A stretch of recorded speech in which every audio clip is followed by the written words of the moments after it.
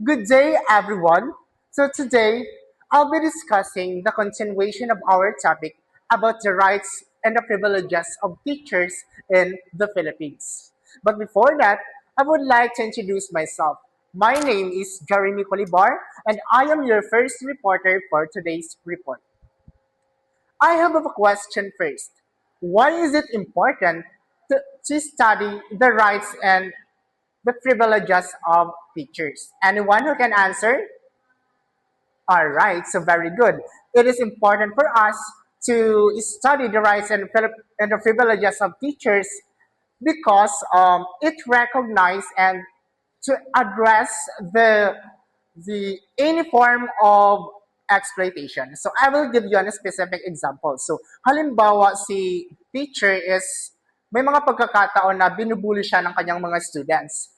So para mas maprotektahan si teacher, meron tayong batas na tinatawag na the Magna Carta for the Public School Teachers, also known as the Republic Act 4670, na kung saan si teacher is pwede niya itong i-report sa maaring sa school administration or sa DepEd. The 1987 Philippine Constitution states that the state shall enhance the right of teachers to professional advancement. It shall assign the highest budgetary priority to education to ensure that teaching will attract and retain its rightful share of the best available talents through adequate remuneration and other means of job satisfaction and fulfillment. All right, so now let's talk about the 1987 Philippine Constitution. So, ibig pong sabihin, according to this Constitution is mas pinabuti pa yung karapatan ng mga teachers and then mas binigyan pa nila ng mga opportunities para mas mapaunlad pa yung um, karapatan nila and yung pagiging professional nila. So now, I have based on what I have researched, the government is the government commits to allocating sufficient funds or sapat na pondo para suportahan iyong mga sektor ng education. And also, tiyakin na mas mabigyan ng sapat na benepisyo yung mga teachers or any necessary resources. Commonwealth Act 578 amended the revised penal code to include teachers, professors, and a person charged with the supervision of duly recognized private school, colleges, and universities within the term persons in authority. Alright, so ano pag sinabi nating persons in authority? Everybody say persons in authority. Alright, so ang mga teachers is dapat natin silang irespeto kasi protektado sila ng law or they are protected by the law. So, ang sino mang hindi magbigay ng respeto sa mga guro is maaring maparusahan or makasuhan sila according to the revised penal code na tinatawag.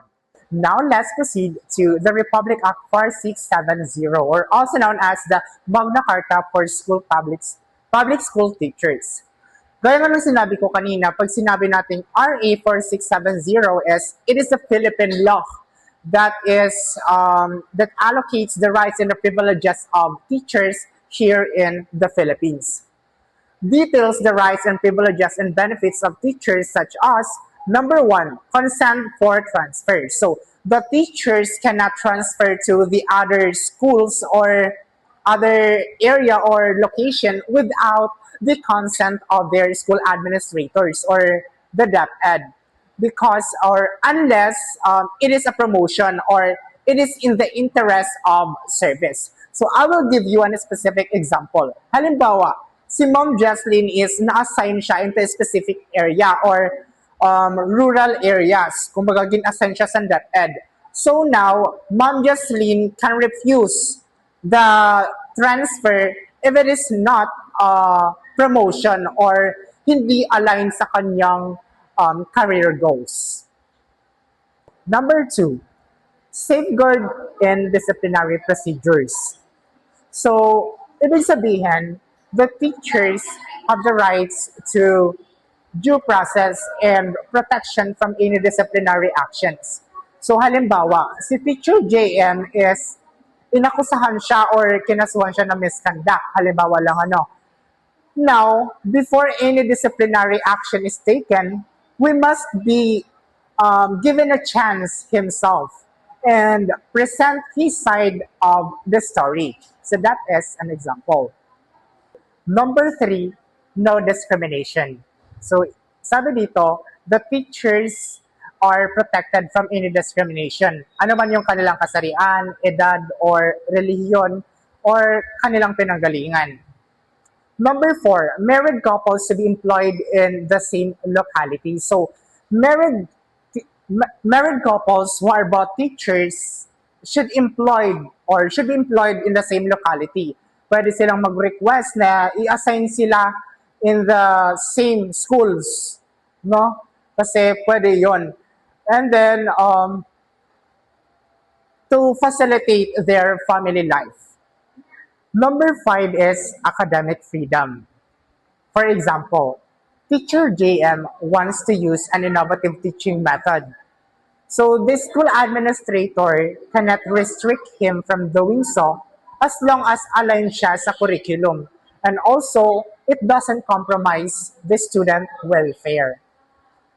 Alright, so that's it for my report. So any question, do you have any clarification about my report?